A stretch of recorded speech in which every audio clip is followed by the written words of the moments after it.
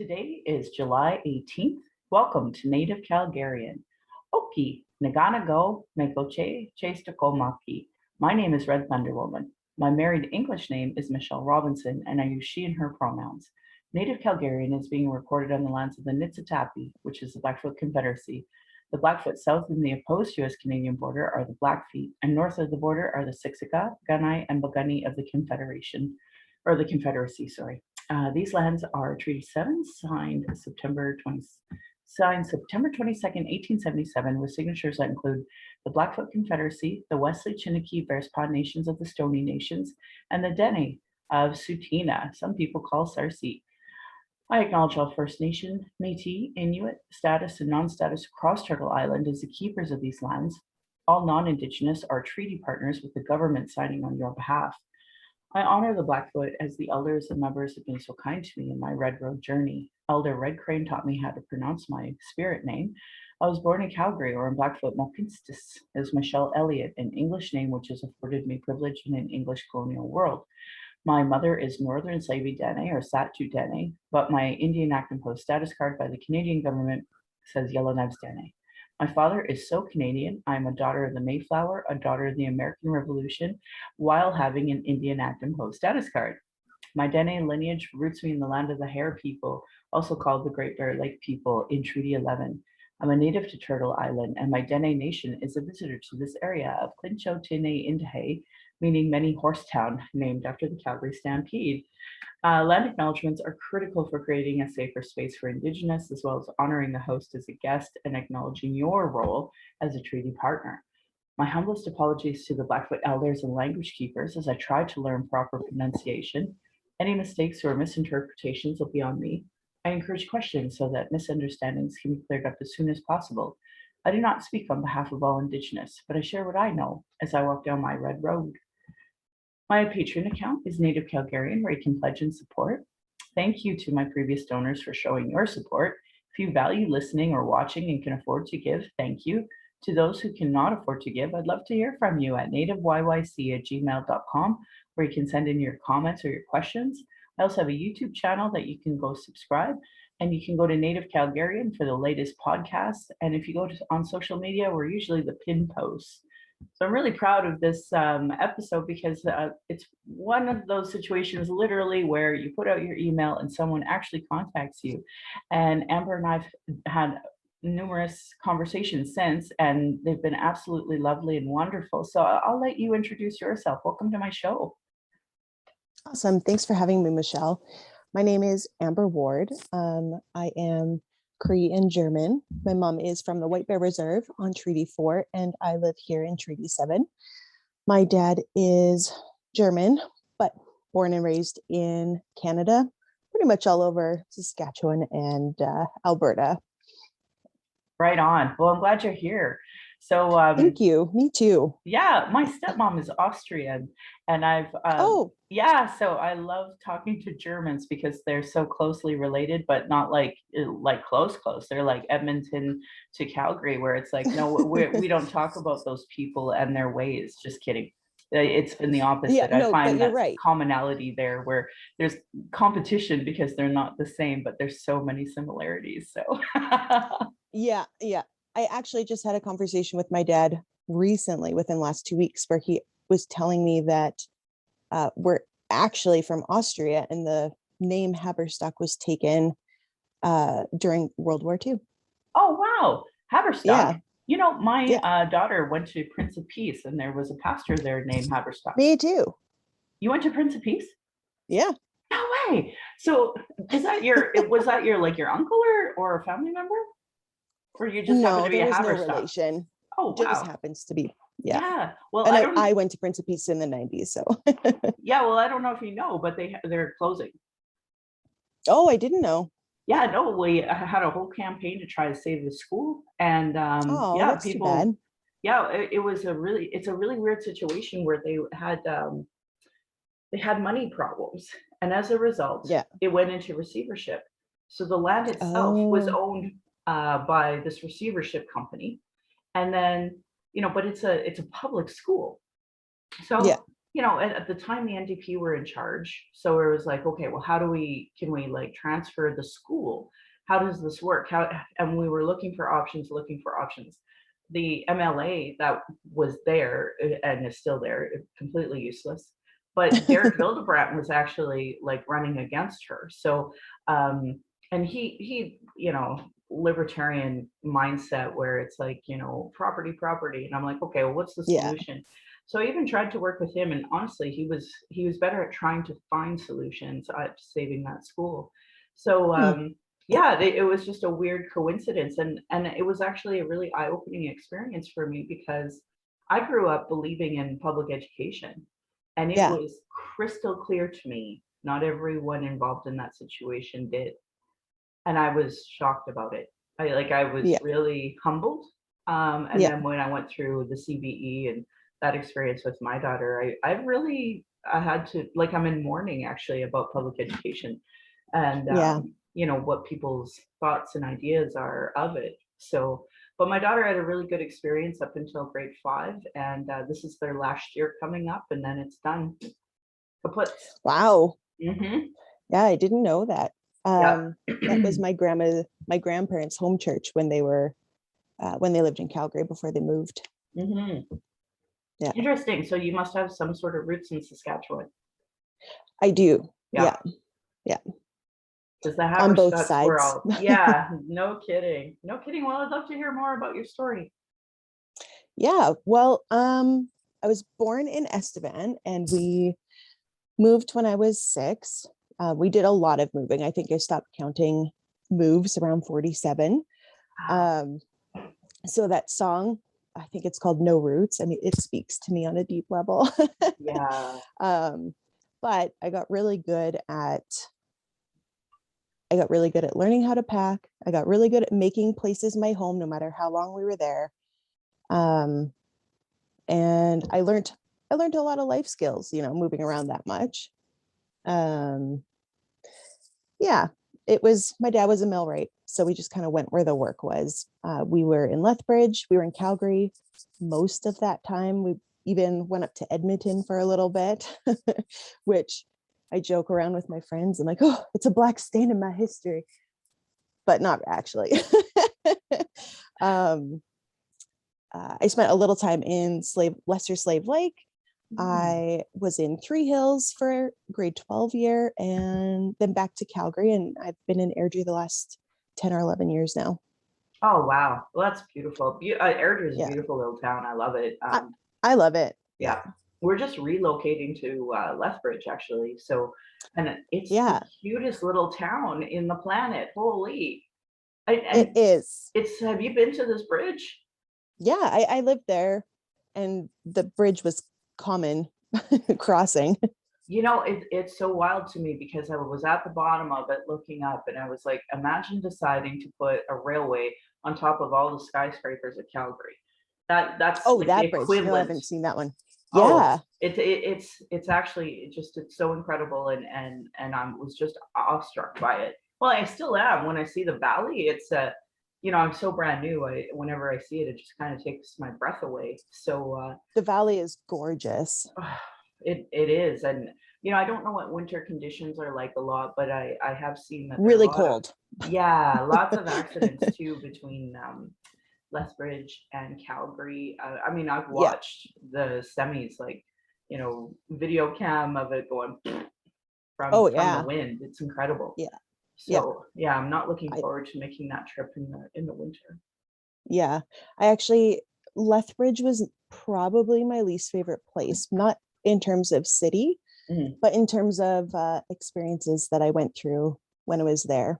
I'd love to Actually, hear about that. because I was Cree or am Cree. My dad had us in. Well, I was raised Christian, and so until grade 7, we were in private schools, and in grade 1, we went to one of the Christian schools in Lethbridge. Well, yeah, I was just grade 1, and I had a teacher there who didn't like me from the get go. And I mean, I know most people have a teacher in their educational history where it was like, oh, but like just didn't match. But in social studies, she was talking about the Indian Act in grade 1 and talking about how if an Indigenous, well, she said Indian woman, so I'm going to use the terms that she used. She said, when an Indian woman marries a white man, she loses her status and she no longer has the right to call herself Indian. And I said, well, no, my mom is Cree, which means we're Cree. And she married a white man and like, we're still Cree. And she said, no, you're not. And I said, yes, I'm Cree and my sister's Cree and we're Cree. And she's like, no, you're not. Your mom gave up her right to call herself an Indian, therefore giving up your right to call yourself an Indian when she married your dad. You know, and I tell people, because I've heard this shit like my entire life, and I fucking tell people, at what point in time do we tell new immigrants you can never identify as Irish again, and especially on St. Patrick's Day, you know, like, and the way they speak down to you, like it's so painfully racist, right? So painfully racist. And I want to highlight this again as an example of not just how society and media are absolute assholes to Indigenous people in Canada, but here's your fucking public teacher, your teacher saying this to you, and how many other natives in the room you are proud enough to identify.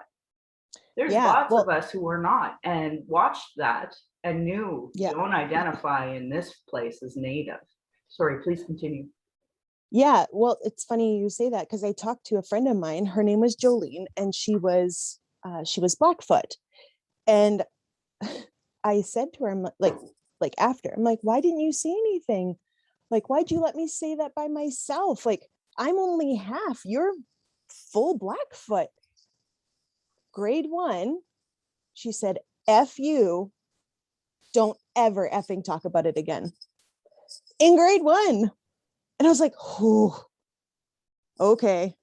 Like, and that was the most bizarre experience. First of all, as a young Christian like girl in grade 1 who had never heard that, I just knew that it was hurtful. Yeah. And my sister, my parents had kept me back here. We're only 15 months apart, so we were in the same grade together. And she had said to me, she was like, well, I was gonna say something, but you were handling it. I'm like, okay. But from that point forward, she was atrocious to me.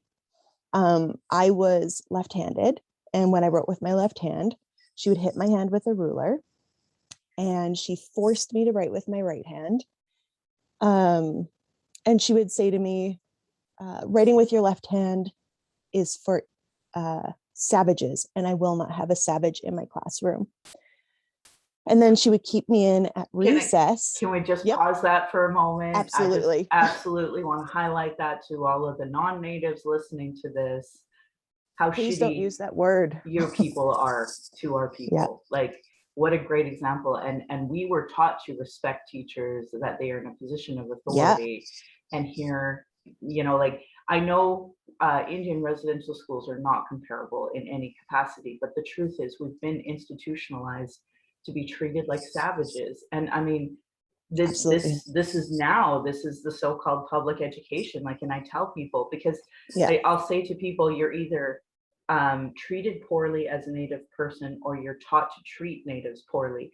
And what people don't understand is that your white little kids who are perfect fucking angels are hearing and watching this teacher abuse Indigenous people, normalize it. And this is how the public school education teaches racism against Indigenous people to all of the beautiful, perfect little white kids who don't do anything wrong.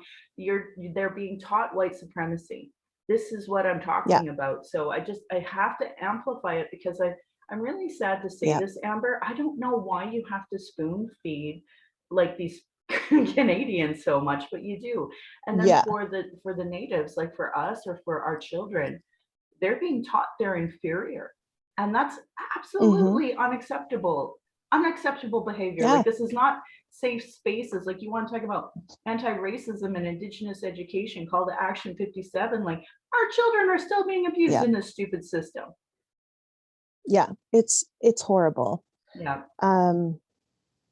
So she would keep me at recess and make me practice my handwriting with my right hand. And while she did, she would teach me about residential schools during recess. When I would get out to recess, she started making me wash my hands until they were clean, but I was never clean, ever. One day I washed my hands till they were raw, and my mom was like, "What happened?" And I told her, and I said, "She made me keep washing my hands. She said I was dirty, but they were clean. Like, I checked, they're clean." And my mom was going through her own things. Her brother actually had been murdered that same year that we were there. So like, she was not in a good place herself. And and it kept going. I wasn't allowed to look at the pictures or the books when she was reading during circle time. She made me look at her feet. And I remember sitting there thinking that she had the nastiest toe hair that would curl through her nylons. And I had to find humor in it. And that is one of the earliest memories I have of finding humor to cope with something awful.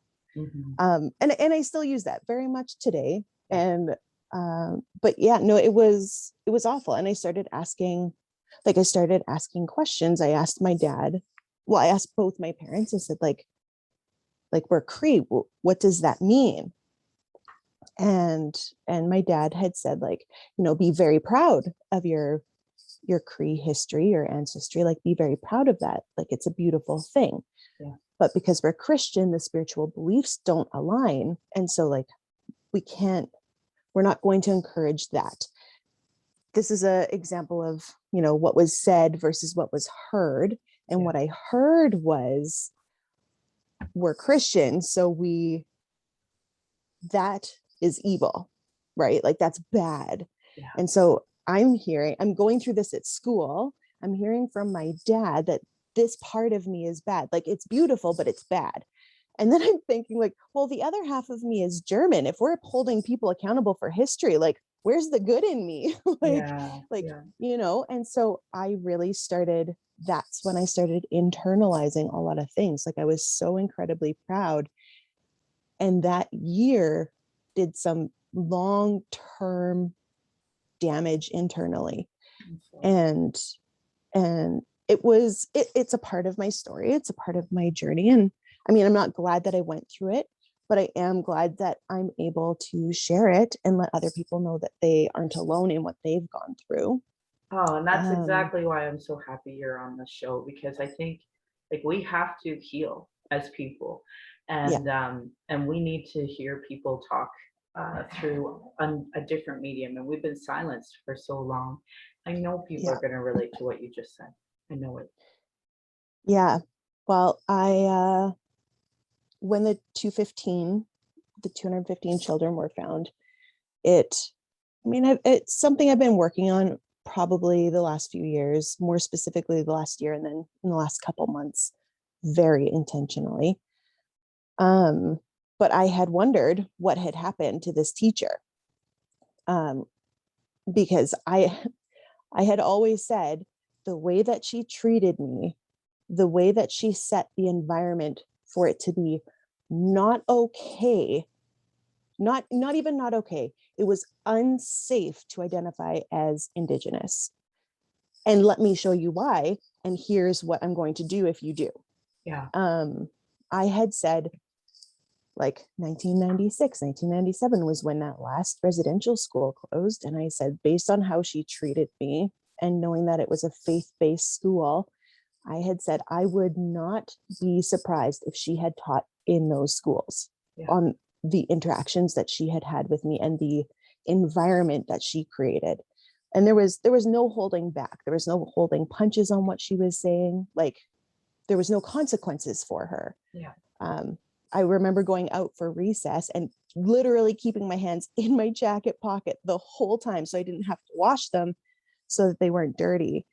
And I still had to wash them. Like, it didn't matter what I did. She was making me the example. Yeah. And I just want to illustrate people. One of the things that bugs me is when people say, "Oh, I'm white passing." I always say, were you white passing enough to not be discriminated against? And, were you white passing enough that a Yeah. teacher would make you wash your hands until they're raw because of this? And that's, Yeah. people know when they can bully and discriminate, and they do. And it's Yeah. adults that do it. And unfortunately, when they're in positions of power, right? And they know it. They know they're in a They do. position of power, and they abuse it. And I talk to people about that, whether it's police, whether it's teachers, nurses, doctors, and so many people just sidebar it. And it's like, well, at what point in time is there a level of accountability for anybody who misbehave like this? Yeah. Their job is to, so-called put us in line, but then there's no accountability and consequence at all for their misbehavior. And in fact, Yeah. she's a non-native and she works for the BC Civil Liberties, and she just recently got let go from for saying burn it all down when like we're talking about decolonization, Yeah. and they took it as well. They're lawyers, and it's just another example of another profession that needs complete reform. Indigenous education, anti-racism training, but she's a brown woman, so it was easy Yeah. to dismiss her too. And that's the Yeah. white supremacy that Canadians, I don't know how they like pretend like it's, oh, I just don't see it. It's so obvious. So either you're lying to me, you're trying to gaslight me, like what's Yeah. your deal? So Yeah. I know I've had lots of conversations with various people in the last few months, a lot of them, where people are like, well, like, I'm not racist. Like, I didn't do these things. And I said, right, but you benefit from the systems that were put into place that are affecting you and me now. right. Yeah, you're right. They're like, well, what can I do about that? I'm like, learn who your politicians are, Yep. learn who your MLAs are, figure what their platforms are, which ones align with the values that you believe in, which Yep. ones don't align. Right. like there are things you can do. And I had one friend just straight up say, like, no, like I have not benefited. So I took a fairly decent amount of time to talk about education. They have a son who is in university. They have a daughter who is graduating or just graduated. And we talked about how, because of the education systems that are put into place on the reserves and the lack of opportunity, how long-term that actually benefits him and his family because there's less competition, right? Like, we don't get all this money to go to school. We don't get all this money like on reserve for education. Like, we don't. Finding teachers to stay is hard. Finding equipment is hard. Like, having the plethora of choices of classes is a challenge because you just can't get the things and the people in there properly. Like, No, because it's underfunded. So like I know a exactly. lot of white teachers that will go to reserve and be awful human beings to our Yeah. children, but they Horrible. get the experience that they need in order to go into the white system, which pays Yeah. more. And Yeah. I tell people, like, what makes you think we have an advantage when our infrastructure is underfunded, the schools are underfunded, the supplies for the schools are underfunded, the teachers for the schools are underfunded. This is systemic poverty that's imposed by the government, Yeah. and you're all benefiting from that, whereas our Yeah. children are suffering. Yeah.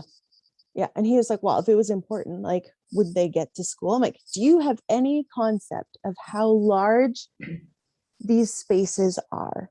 Have you seen the roads? Have you experienced weather in these spaces? Like I said, I mean, I haven't lived there, but in the job that I do, I've had to go there and do supportive visits and do transportations. And I said, let me tell you, life got easier when I got an SUV, because going there in a Civic in the winter was scary. And I said, like, they're having even just exactly that, the infrastructure, weather, and then the things that they're having to deal with on an internal level. I mean, depending on where they're at in the intergenerational experiences of residential school, 60 scoop, things like that, like Yes. school is going to be triggering, whether they know it's safe or not for their children. I wouldn't want to take my children to school if that had been my experience, like, or, you know, how is that word even triggering on a daily basis when you have school-aged kids? Like, and so I'm not sure we actually like got eye to eye, but he did pause and like take into consideration some of the conversation, which I appreciate. It's a step. And he was willing to have the conversation. So well, and that while that's good, I know for myself, like I've had to lifelong friendships are gone when talking about the Indigenous issue, because at a certain point, like, you know, your commonalities of growing up together can't outweigh racists, really, absolutely, when it comes down to it. And so it's hard, because I think that us maintaining friendships are very difficult. And then, you know, lateral violence is such a difficult thing to explain to, especially non-natives, where, you know, like there are so many toxic people that are native that I can't even be friends with on Facebook. But when push comes to shove, I could easily stand arm in arm when, you know, on a line full of cops or settlers that are saying, you know, build that pipe.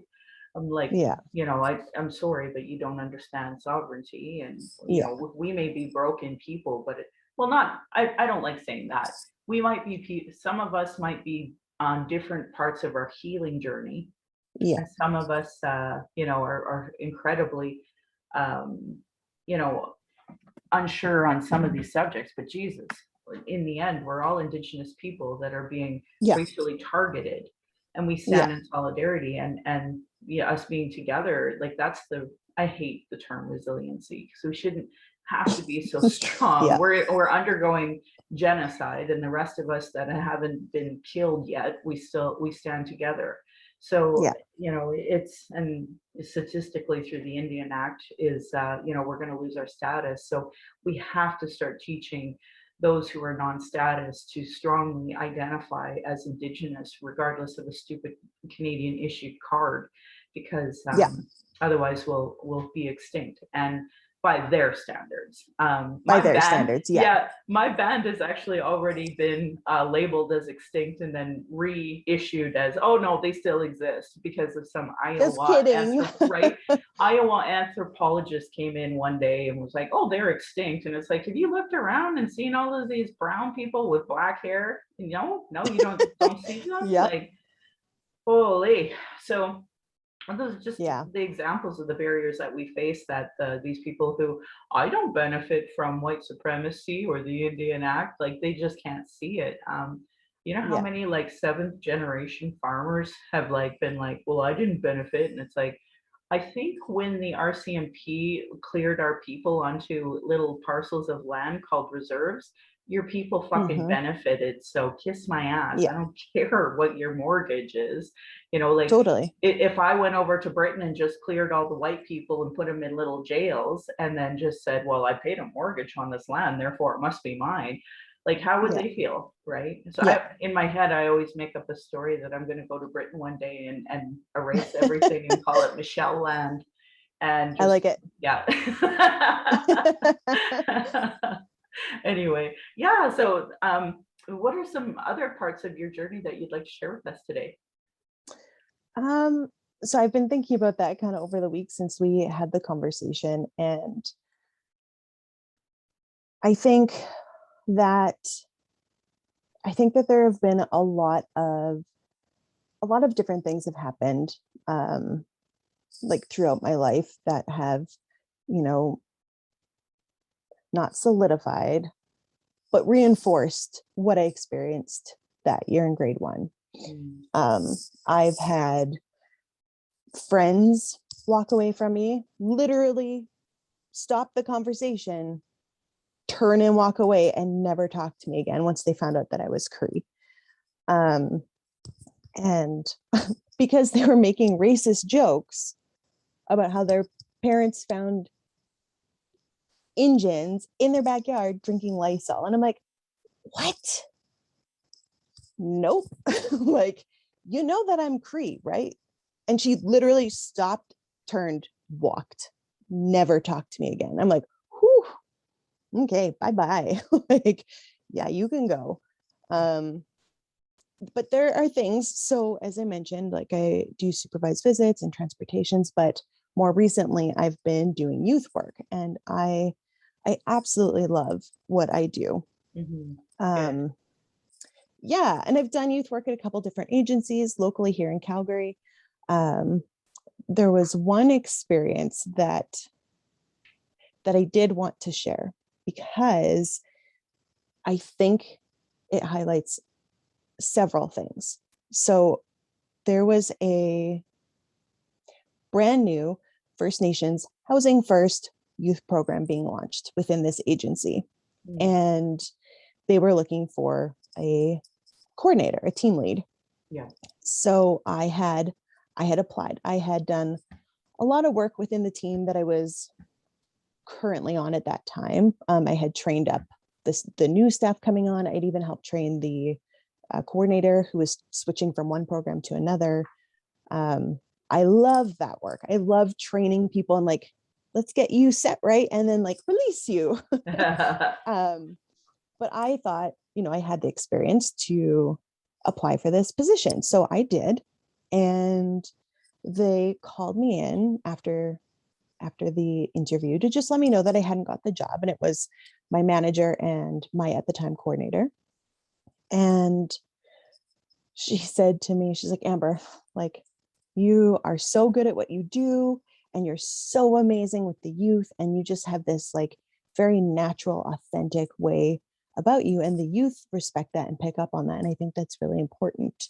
And I can definitely see like the work that you've done has been instrumental, building the team of other youth workers to be where it is. But I don't think that you're a fit for this position. And I was like, well, okay, like everything you just said was really good. So like, why not? And she's like, well, like it's an Indigenous program and like, you're just not Native enough. And I was like, what? And she's like, yeah, like we want the youth to be able to like connect and identify with the person that's leading the program, and you're not. Like, we think that they would have a hard time connecting with you. And I just like shut my mouth because I have a strong belief in that what comes out of my mouth will bring life or death. And I can never get back the words that come out of them. Yep. So the words that come out are very intentional, especially when there's high emotions. Yeah. So I left. I ranted and raved for about a week, maybe, to everybody, and like processed. I'm like, why is this? Like, I know this was awful, but like, why? Yeah. Like, there are so many levels here. Yeah. So I eventually called a meeting and I had my manager come back in and I brought my coordinator and I said, listen, the reason that I called this meeting is because you told me that I was not Native enough for this position. And they said, yeah. And I said, I know I have blue eyes, fairly light skin. I don't wear mucklucks or ribbon skirts or topaz. Like, I don't know what you mean by not Native enough. I mean, like, you don't get much more Native than me, like in terms of like, I don't even know what you're looking for. Quantums, like, so I said, here's the thing. By you telling me that I'm not Native enough, you are perpetuating a narrative that I've heard my whole life, whether that's been externally or internally. And the internally stuff started by external comments and things that were said.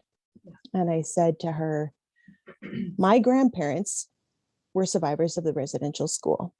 Yeah. As were my aunts and uncles. Like, my mom is the oldest of 16. And at that point, I said, there are only a couple of them left. And I don't have a connection to that. But I don't have a connection to that because my mom is a survivor of the 60s scoop. Mhm. Thankfully, she was adopted by a wonderful, loving family. Don't get me wrong, there were, it wasn't perfect, but it was much, much better than other people's stories that I know. And she loved them and they loved her and they were my grandparents.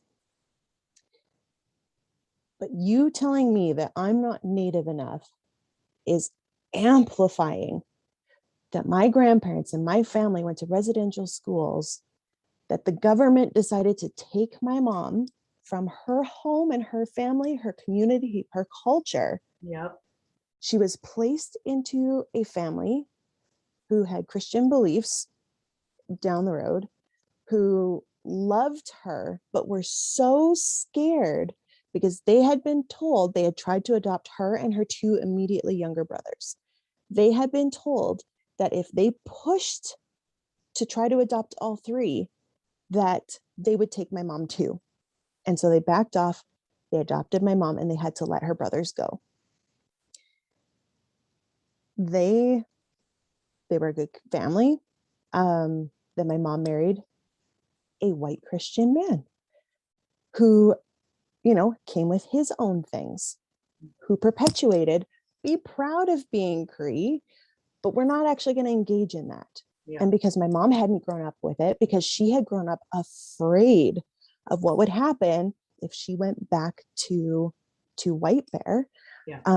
Terrified of what would happen because of her own experiences, that was not a safe conversation for us to have. Yeah. So not only did this affect my family, but because of that, I have no connection to this community, culture, my family at all. And I have tried, but I said, my aunts and uncles are gone. Yeah. I have one left. Yeah. I have no grandparents to speak of. They're all gone because of the trauma and the horror that they experienced. Yeah. Not one of them died a natural death. So you telling me I'm not Native enough to run this program is perpetuating that entire narrative, and it is disgusting. Yes. And you will never get to tell me how Native I am or if I'm Native enough. Yeah. And they just sat there and they were like in tears, and like I cried through the whole thing. I was so angry. Yeah. And she did the thing that we know people who are racist do.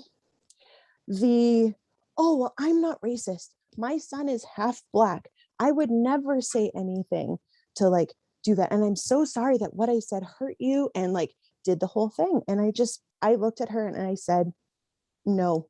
Yeah.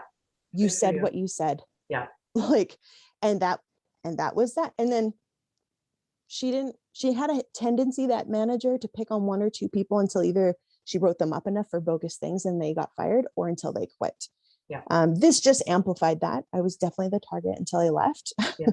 which was horrible. Yeah. But like that's that was like 5 years ago, maybe 6. Like that is now. Yeah. And she's still working. She's still a registered social worker. In a position of power. Yep. In a position of power. Yep. Like the things that I know happened under her supervision. Yeah. Like it wasn't just my experience. And it was awful. There were so many things that I saw. Yeah. Yeah, no, I get that a lot too. And I always tell people, well, I'm Native enough for, this to have happened to my family, this to happen to my family, this to happen to my family. And, I hope that someone, a little lost Native that is listening to this right now, knows that you're Native enough. You're good enough. And because white people have so many stereotypes in their head about how we're supposed to perform, what we're supposed to know. You know how many people have asked me, do you know your language, and are offended I don't know? And I'm like, right? Offended that you don't fucking understand the gravity of Indian residential schools and don't understand the barriers. And I tell people, I'm like, okay, let's pretend you're, from Pakistan, and you're the first generation that's here, and you don't know your language, and you're in your 40s, and you're expected to know now. So I need you to take a year off of work. I need you to, learn your language, and you need to be able to perform at my, um, you know, uh, happiness of your Yeah. language.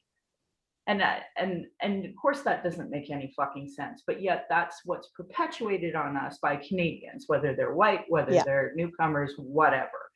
And then Yeah. and it really becomes, I had a conversation with a friend of mine, and yeah, I was really annoyed with not just him, but there was like a whole group of people that like, oh my God, Yeah. I still want to learn how to smudge. I do all this work for the community, and I want to be able to come go to a ceremony and smudge. And I'm like, fuck you. Fuck Yeah. you. You do not get the right to do that. We're Yeah. undergoing genocide. We're undergoing all of these things. And you're like, oh my God, I'm still going to put my effort towards that. And so we were talking about it later, and he says, well, I was thinking about some of the things that you said, and I guess it makes sense that, if I shop around enough, I'm going to get the answer that I want. And I said, and that's the problem, is that Yeah. you and I don't dance and perform. I say dance monkey dance, literally meaning that. Then all of a Yeah. sudden they'll go find that native that will dance the way they want them to. Yeah. And I said, and that's what's wrong. That's racist. And that's what's Yeah. happening over and over. And like our staff who, have a degree, like Indigenous staff who have a degree, they just bounce from one organization to another. Like there's just a small group of maybe 20, 50 people that just bounce from one organization to another, because it's that woman of color in a workplace scenario Yeah. where eventually you just don't gel with the one person in power, and you have a choice. You can go to a shitty job that you hate, that they don't want you there, or you can Yeah. find another job where they let you go, and suddenly the money runs out for the grant. Yeah.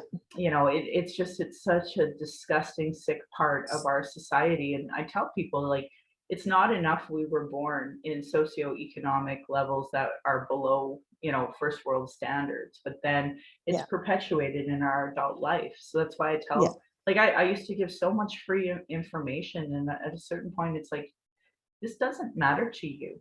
I have given Yeah. this free information to you. You've never retained it. I literally copy and paste the same thing every, 3 months to you. You won't read it. But the moment I Hmm. say there's $100 charge, it's the moment they go, oh, well, this information's of importance. It's like, yeah, damn, you're right. It is Yeah. important. And I'm tired of our people being underserved and Yeah. underpaid for the knowledge that they bring, because I guarantee whoever got that job didn't get a pay increase for being the native they want. Probably not. Right? So, Yep. and that's part of it too. So I really appreciate you sharing that. And I hope that, whether non-native or native, like they heard something here that helps them see it's not them. They're enough. It's these organizations are racist, and they perpetuate racism within their organization. And the irony is that they're supposed to be healing. So Yeah. Yeah. It's, it is a, it is something that I have been struggling with probably like for a little while now. It's like, I know that I'm one of the good ones within a very broken system, but I'm still within that system. And I'm like, what good am I doing as one of the good ones? Like, I mean, I know I make a difference to those individuals, and I am so happy and honored to be a part of their story, whether a small part or a bigger part. I'm just honored to be a part of it. But what am I doing? well, the Like, burnout is real. Like, that's the systemic issues, right? So yeah. that, a great person like yourself can be in these positions, but at the end of the day, the system is broken. And Yeah. the people in power are racist, even if they think that they are, well-meaning progressives that are not racist, that would Yeah. cry on the spot being called racist. But Yeah. white saviorism, especially in that industry, is such a prevalent issue. And Oh you yeah. and I, who have had so much Christian influence in our lives, I've had to unpack that too. Me too. So I'm not acting like some white savior, and Yep. learning to just just be authentic. Just be Yeah. authentically me. Be honest, sometimes brutally honest to fragile people, but that we have to speak our truth and we have to tell our Yeah. truth, and we can dance around it, but then that's not going to solve anything. So we need to be No. authentically honest to help the next generation, really own who they are, because a Yeah. lot of them are in a way that I can't even articulate. I'll give you an example. I like to say LGBTQ2 plus. That's my that's how I've just learned to say it. And the young two spirit, they go, why don't you say two spirit first? I'm like, why don't I say two spirit first? So I'm starting to Yeah. see that language done more out in the Yeah. community, which makes me really happy. And, Yeah. and they own it. And I'm so Yeah. honored to witness that and to be schooled by them, frankly. So Yeah. yeah, they're great. And and I want that for the next generations. There's some young youth that are like, you guys are gatekeepers. I'm like, no, man, come to the event, do what you want to do, and whatever the Yeah. event is, because I think that they have more power than they know. But I Yeah. guess in a lot of ways they do know too, and I encourage that so much, because I think that's what's going to heal us, is hearing the elders love hearing the youth. I'll give you an example. We went to the Canada Day event out at Siksika, and Mhm. by chance, that Chief Delorum from Cowessness Nation, he Yeah. he was there because his sister is like Lisa Big Snake or something. So I'm like, Okay. cool. So he was there. He wasn't meant to speak, but we were doing all these ceremonies to honor the babies that were at both of the schools. And Yeah. our elder, she was just kept going on all day about how good looking he is, how well spoken he is, and you could just tell she was absolutely floored by him. And I and Yeah. and that's healing. Watching that, like seeing these different Yeah. generations be able to really heal, and the other thing is too, is like you have Indian residential school survivors telling their stories, and those of us who didn't go through it, like I Yeah. just get so angry, and they're so kind Yeah. and loving, and it's like, so we have to heal. Beautiful humans. I know. Yeah. I'm like, how are you here? I just want to burn the whole system down. And I mean Yeah. that figuratively, lawyers in BC. Yep. Yeah. So anyway, just really, really honored, and it's a blessing to hear not just your journey, but to witness the healing intergenerationally from the different, where we're at. And my hope is Yeah. that our youth really own who they are as they move forward through this. I'm 44, so I don't know where I fit anymore. It's like I'm watching the elders, but I'm watching the youth, and they Yeah. do, they're coming together, and it makes me really happy. So Yeah. I yeah, think well, go ahead. one thing that I have been, probably since that interaction with that manager had happened, I have been a lot more intentional about finding my voice and using it.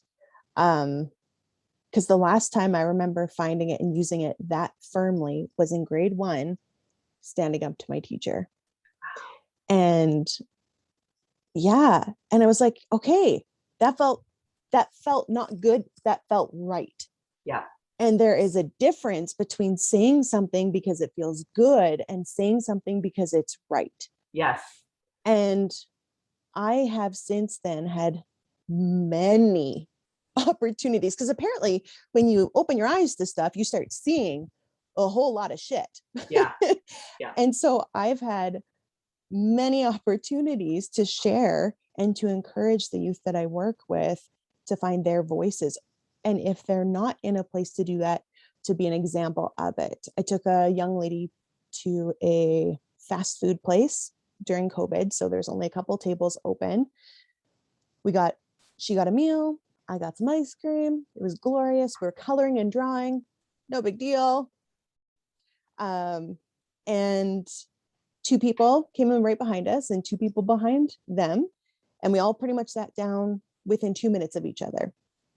We'd been there maybe 40 minutes, and someone came over and asked us to leave. And I said, well, we're still eating, and like, we're just drawing, like, why?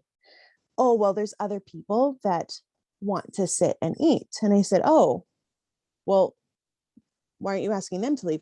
Well, you've been here a really long time. I'm like, no, we sat down at the same time as those other two tables. And long story short, we didn't leave. Good. Yep. And then when we were ready to leave, we went to the car and I said to her, I said, I am going back in and I am going to talk to the manager. I said, because what just happened was wrong. And she said, well, why? Like, what do you mean? And I said, I know that I'm very white passing, but I also know when people are racist, they know. They know. And I said, you are very obviously an Indigenous youth. We were singled out because of this. And it was disgustingly obvious. And I said, and it is important that we as Indigenous women and youth find our voice and stand up to things like this. Yeah. Because if they think they can do it to us, they will continue to do it to others. And we are in Strathmore. And so that opportunity is plenty. So I said, it's not okay. No. I said, you are welcome to come with me, or you're welcome to stay in the car. I'm not gonna force you to do something you're uncomfortable with or be a part of, but I have to go in and address this. Yeah. And she said, okay. And she said, well, can you tell me what you said when you come back? And I said, yes. And so I went in and I talked to the manager, and she did the same thing. Oh, well, I'm not racist. Like, I bring this person in and they do this, and like, we're big supporters of this. And I'm like, that does not make you not racist. Yeah. Your actions here did that. Yeah. And if you felt so comfortable to do that, or to send one of your staff to do it with a full restaurant with all your staff around, this is not a one-time incident. No. And she was just like floored. Good for you. Good for you. Yeah. But again, it's just like that setting in the school system. This is the society telling all of the white people that we feel very comfortable telling the natives to get the fuck out of our restaurant, even though they paid to be there. And, you know, I actually had a friend of mine, I'm hoping he'll come on the podcast, and he told the story of being in Boston Pizza, paying for his food, paying for a friend to have a drink with him, the cops coming and kicking them out because the manager called the cops on them.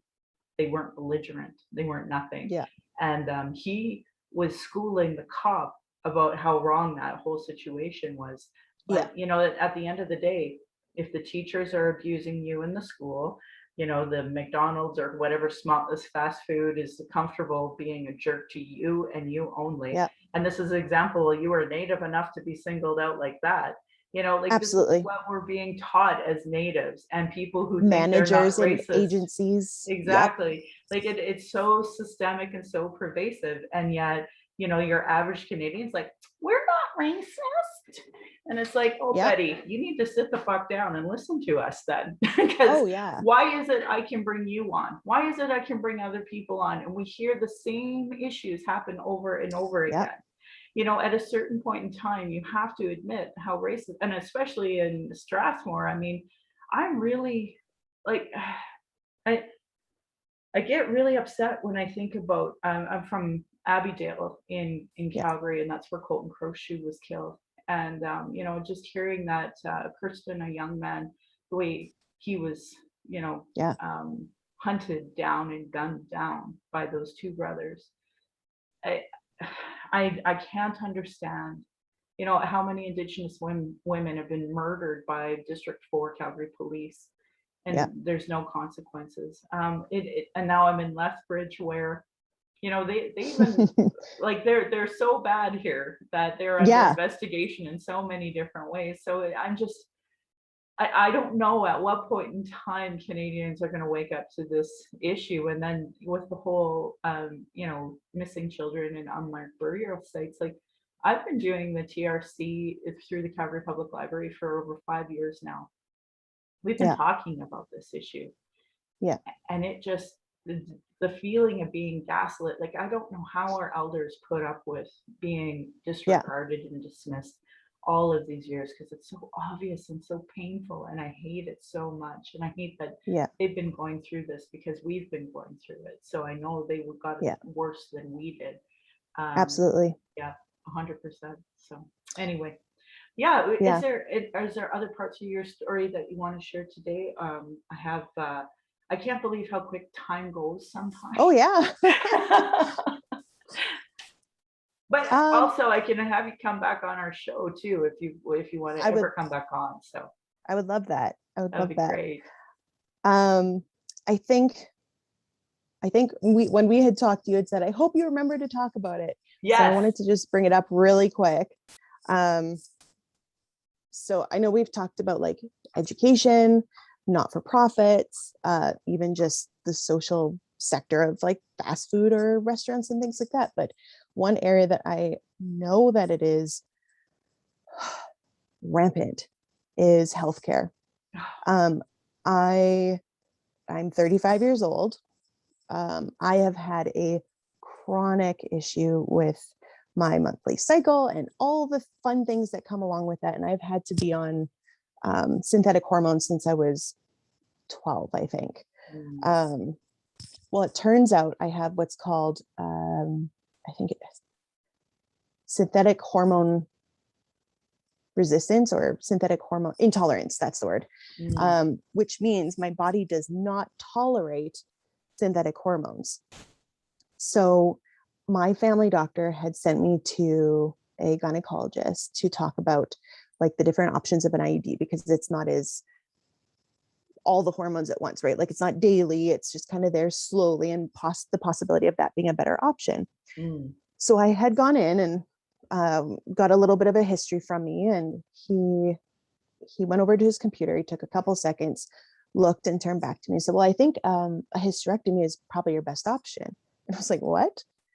And he said, yeah, no, I think a hysterectomy is your best option. Like, then you don't have to deal with the synthetic hormones anymore. With an IUD, you'd have to come back in like 5 years and get it done again. And I'm like, oh, okay. Like, but if it works, right? Like, if I get a hysterectomy, like, that's it. I think I was like 20, 27, 28. I said, what if I want more kids? He said, well, I mean, do you? And I said, well, not at the moment, but I'd like it to at least be an option. And he's like, well, I mean, why don't you take some time and think about it?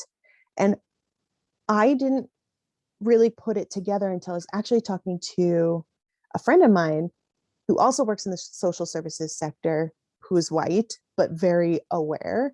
Mm. And she was quiet for a couple seconds. And I said, I don't understand. Like, I have a friend who has been trying to get her tubes tied for years and is older than I am, and they refuse to. And she said, Amber, is she white? And I said, yeah.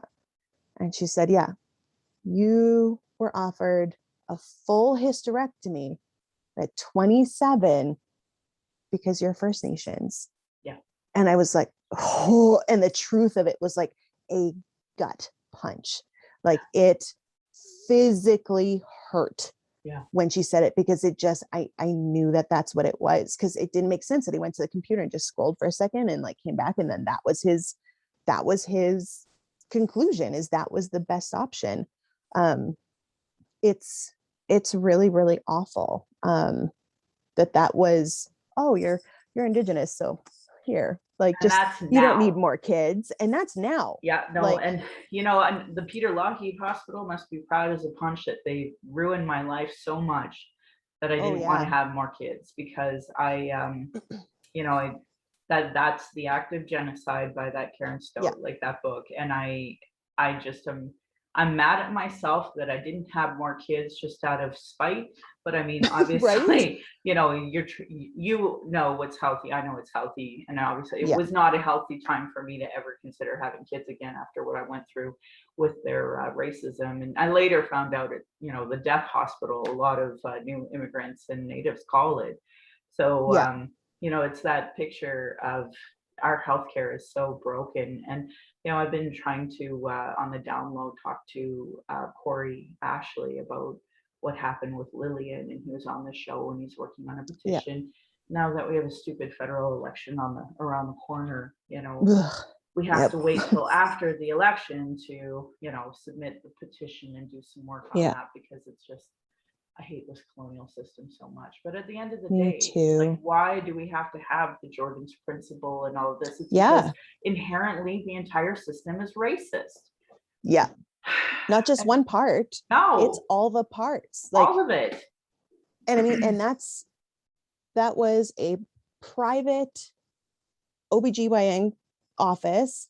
I've seen paramedics come in dealing with one of my youth who are clearly dealing with an overdose and being passive about it. And I said to them, I said, I don't care if you've seen 1,000 people just like this today. Yeah. This is my one person, and you will treat her with respect and you will treat her properly. I want you to redo all her vitals, and I want your names. Yes. And they were like, what? And I'm like, what you just did is not an acceptable level of care. Yes. And they were just like, whoa. And I'm like, yeah. I'm not kidding. You're not leaving until this happens. And if you don't, I will call back and have them dispatch other people. Yeah. And they did, but it's everywhere. And I think a big part of why there seems to be a bit of a fire under my butt lately is that, I mean, I'm 35. I am very white passing. And yet, like we've discussed, not white passing it up. Right. But it was hard because I always felt that I didn't go through the horrible things that my grandparents went through, even my aunts and my uncles who I didn't even get to meet. I hadn't got the badge of honor to actually engage in my culture and my community. And so I was Cree, but that was about as far as it went. And it wasn't until I really started, really honestly, until that manager said what she said. And I was able to rephrase of like, even for myself, like, wait a second, I'm not Native enough because it was taken from me. It was never given to me as an option. Yes. Like, and then all of a sudden, like, so as horrible as that situation was, I am so grateful for it and what it did to me internally, because it made me find my voice. It made me dig into why am I so angry? Because that's not a go-to emotion for me. Yeah. But I was like righteously angry. Yeah.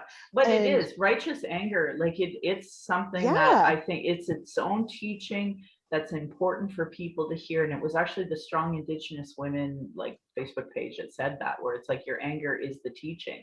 And it's like, yes, because like as Black women have done so much good teaching in this area that I share their information about racial battle fatigue.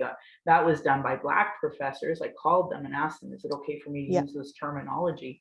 And he's like, as a Native American, hell yeah, it is, because we understand, right? Like, there's that camaraderie of understanding racism in a white supremacist world. So, and I'm really grateful you shared that, because I had Corey Ashley on my show to talk about the racism that his wife endured. That was a hard episode. It's a hard I'm so angry at the system that it just continually gets away with killing our people. And nobody's holding them to account. All of these white politicians just try to avoid us so that they can just get reelected and not talk about it. Yeah, it's uncomfortable for them. Yeah. Imagine what it's like being us. Right? Yeah. And then that's what upsets me when people say, well, I don't understand why I have to live with my grandparents' sins. And it's like, well, because they perpetuate today. Indian residential school is our society, where we don't belong here. They want us on reserve. They don't want us here. They want to blame us for our problems, instead of every conceivable barrier that the system has designed that perpetuates today. They don't want to dismantle it, because they inherently know if they were to do that, then things would change. If we had 50% of the governance system, 4% of the population having 50% say in every governance system, like the way it was intended through treaty, that would Yeah. change everything. And I said, well, and to be fair, we should actually have full control for the next 150 years to even it out. Oh yeah, they Totally. love that We're one. just gonna fix it. Yeah. Yeah. So yeah, Yeah. anyway, I'm really grateful to have you on the show, share all of these things, and I welcome you back anytime that you feel comfortable talking about whatever it is you Thank want you. to talk about, and especially if we have something to celebrate too. I think it's really important to Hmm. break down systemic racism the way we did today. And I also want to Yeah. celebrate all of the wonderful accomplishments our people achieve, because it's tenfold. The barriers Yeah. we had to overcome in order to achieve is tenfold what folks who don't have all those barriers Yeah. put in front of them, you know. So Yeah. yeah, so I thank you think, for, go ahead. sorry, thanks. um, One thing that I'm doing that I really am hoping to grab some momentum with is I want to hear from other people who have experienced similar things. You know, that I'm not Native enough to be Native, I'm not white enough to be white.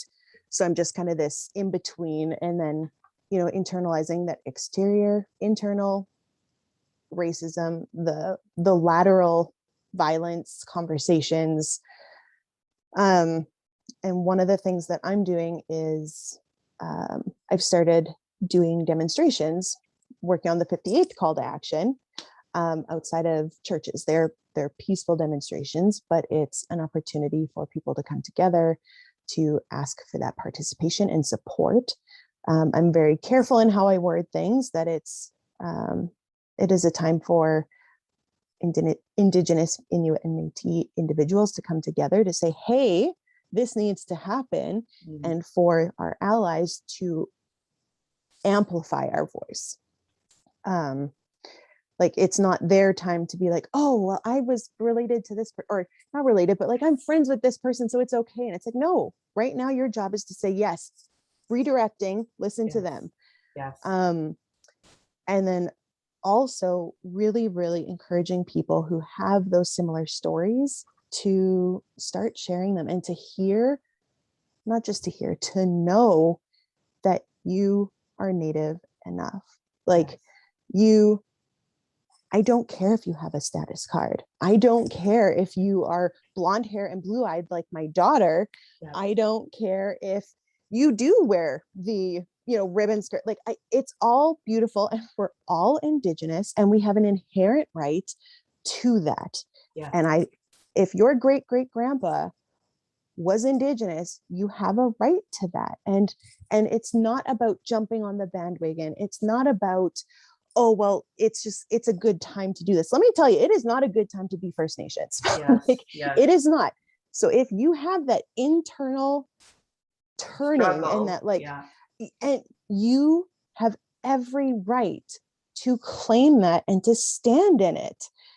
And I have been trying to encourage and build up people, because as I've started to share my story on TikTok, I've had people reach out to me, and they're like, well, my great great grandpa was this, and it was better for him to just not acknowledge it. And so that's how it trickled down, and we just don't talk about it. Or my grandpa and my grandma realized it was better for my dad to be adopted off reserve than to go to a residential school. And I'm like, would you share this? And they're like, well, I don't have anything to share. I'm like, oh, you just shared something that needs to be shared. Yeah.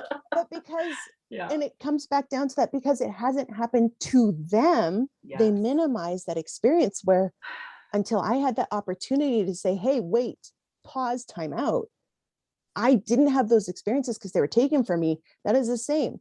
That is the same. Us saying we are not Native enough, or, you know, I'm only a 16th, or I'm only this. That is the colonial way. That's what they want. They wanted that to go away. They wanted us to go away. They didn't want my daughter to exist. They didn't want me to exist. They wanted it wiped out. So I said, no. You, my sweet friend, have every right to this.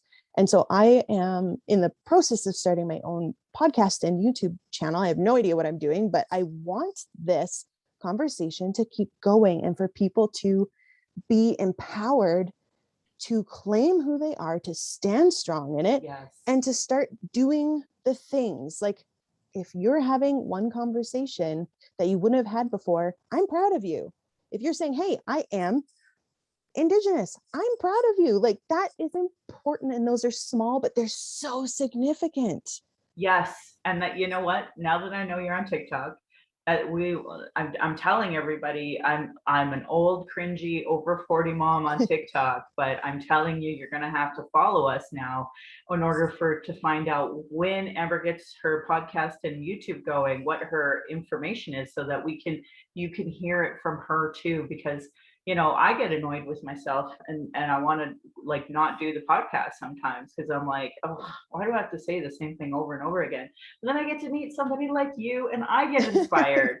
And I'm like, yes, Thanks. this matters. Our voices matter, and we have to keep going, and we have to tell our kids that their voices matter, and we have to push this. And so I hope like from my point of view, my podcast is literally my healing journey. It's almost like your diary, right? So, and I want that for you. I want that for all of our youth too. I want them to see themselves. So I'm really happy to hear that you're going to do that. And we'll have to do a duet together so that I can promote your stuff and such. And when this episode comes out, we'll have to do a duet, or I don't know how to even speak TikTok. And then all the youth Me are going, either. oh, shut up, Auntie. But we'll figure it out. I asked my friend's daughter, I'm like, how do I go live? Do I get to engage with them? Do I have to go back, or is it just gone? Like, I don't know what I'm doing.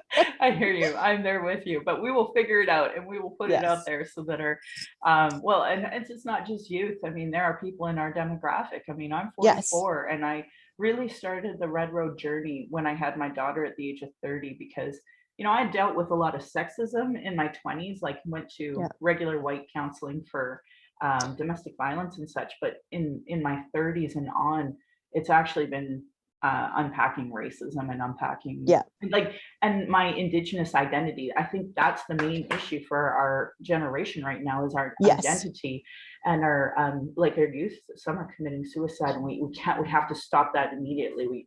Not another child, not another person, and even our demographic, like not another person I want to lose that way. I want to so we need to heal this intergenerational trauma and this imposed racism by Canada, and try to figure out how to navigate away from it. I mean, we are obviously, but that bigger picture of naming it, this is racist. So thank you. It's that idea of, it's so big that people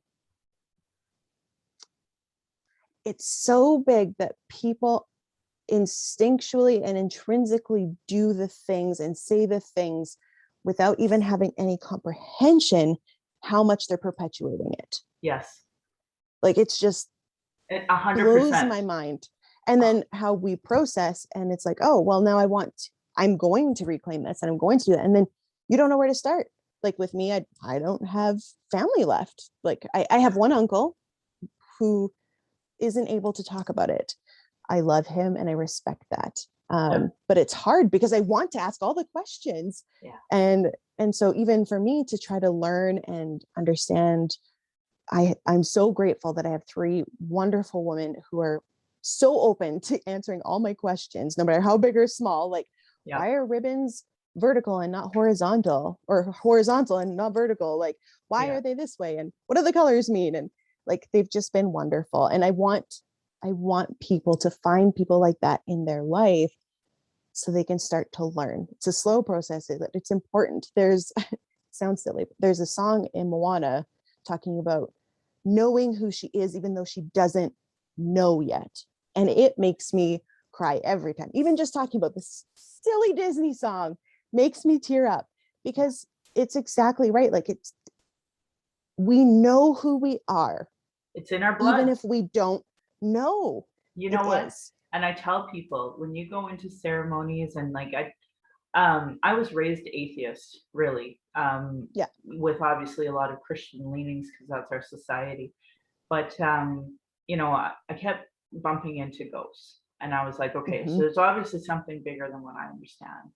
So now today, after talking to elders and having their guidance and speaking to them about my issues, they were the ones who taught me lay tobacco and ask.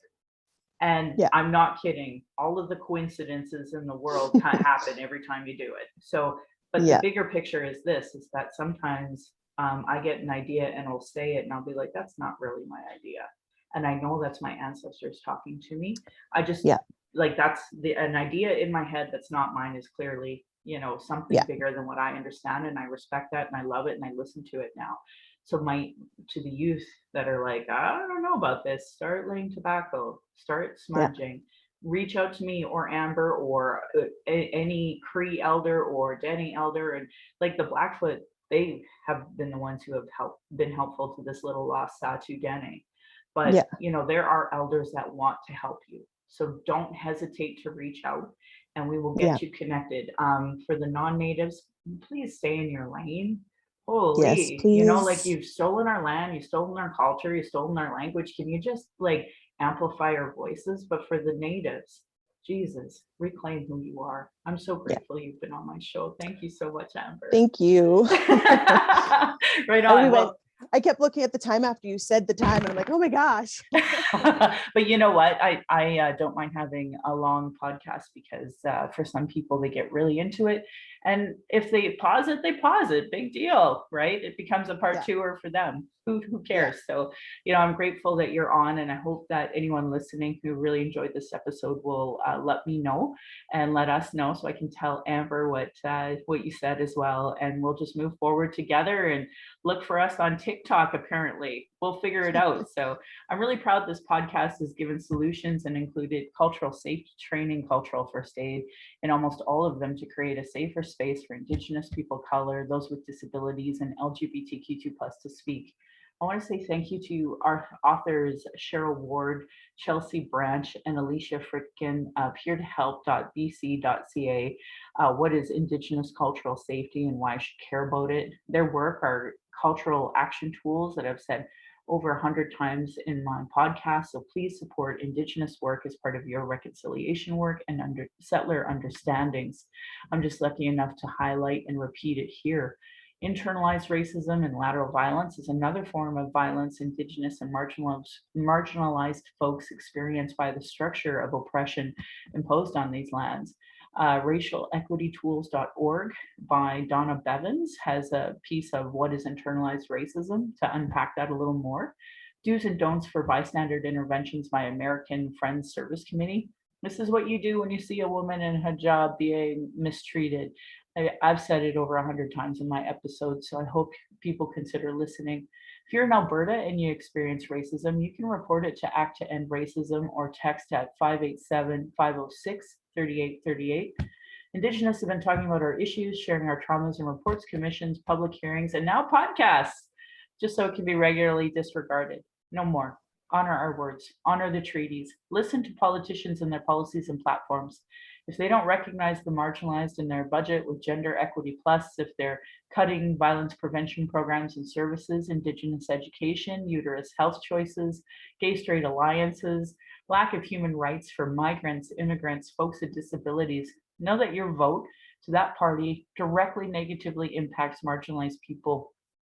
Demand that they implement the Truth and Reconciliation Commission calls to action, the recommendations of the Royal Commission on Aboriginal Peoples, the multiple reports about child welfare reform and violence prevention. Now we have 231 calls to justice from the National Inquiry on Missing and Murdered Indigenous Women, Girls, and Two-Spirit. Denying these reports is a form of abuse called gaslighting. Our people are experiencing racism in the educational, justice, health, society, media, institutions with multiple reports that say the same thing. Demand change from election platforms and politicians. If they don't understand colonialism, racism, privilege, and sexism, they literally have zero business running. This should be understood by all parties, local politicians, community organizations, sports clubs, etc. Really great article I shared is Truth Before Truth, how non-Indigenous Canadians become allies. I mean, as of today, there's a lot more of those articles coming out as well. So I hope that people really just Google it because it's out there. If you're experiencing emotional distress after hearing anything we talk about and want to talk, There's the First Nation and Inuit Hope for Wellness helpline at 1-855-242-3310. It is toll free, open 24 hours a day, 7 days a week. They also have a text option on their website at hopeforwellness.ca. So if it's more related to missing or murdered Indigenous women, girls, and Two-Spirit, for immediate assistance, you can call 844-413-6649. It is toll free, 24/7 crisis line to support people. For non-Indigenous, there's usually a functioning 211 in your area, where you can call 833-456-4566. And the 60 Scoop Indigenous Society of Alberta has a website called ssisa.ca. You can always look for hashtag survivor driven. And again, if you see racism in Alberta, act to end racism or text 587-506-3838. The Trans Lifeline in Canada is 877-330-6366, and in the US it's 877-565-8860. And I've seen the analytics. You're listening in the US, and I say thank you. The Trevor Project has lots of different numbers for peer support, LGBTQ in general. They have a text option, and of course the kids help phone 1-800-668-6868, and lifevoice.ca, crisis supports, LGBT crisis supports. Please reach out if you ever need anything. Violence is my everyday reality. Every Indigenous generation has faced it. That's why I started the podcast, to speak freely without interruption, without tone police, without leadership shaming, without gaslighting questions. Because many people don't want to hear Indigenous opinion, but sure want to tell us theirs, usually by people who know nothing about Indigenous, colonialism, the constant surveillance of our people, our protests, our vigils, and our rights. Microaggressions, people dealing with internalized racism, who become the gatekeepers, who survive off the status quo, and people who are so in their trauma, they help people from, or they stop people from doing the work and deplete personal resources. Internal and external racism is an everyday reality for Indigenous people, and that's why I started this podcast, as a boundary to be heard. I want to thank my ancestors, my granny, my mom, of what strength looks like through their example, of my dad for teaching me to be blunt and strong, my stepmom for showing me what a proud culture is through her Austrian family and roots, and stepping up and teaching me to be a proud Calgarian. It is through her I'm a second generation proud Calgarian. Thank you to my husband Darcy for producing and editing this show. On top of being my husband, childhood friend, father of our child, and support down my journey of the Red Road, he has listened to decades of racism and sexism. And to our child, who we are blessed to learn from daily, we are honored you chose us. You give me daily accountability to be a better and stronger person. And I hope my daughter and my family will be proud in the future, trying to discuss these present day issues in a way that they can understand. My Patreon account is Native Calgarian, where you can pledge and support. Thank you to previous donors for already showing your support. If you value listening or watching and you can afford to give, thank you. For those who cannot afford to give, I'd love to hear from you at nativeyyc@gmail.com, where you can send in your comments or your questions. I have a YouTube channel that you can go and subscribe, and nativecalgarian.com for the latest podcasts and pin posts on social media. And I always end with giving a side eye to those rabbits. You're lucky I'm not Tradish. And my beautiful cousin responded, or you'd be in my dish. Thank you for listening.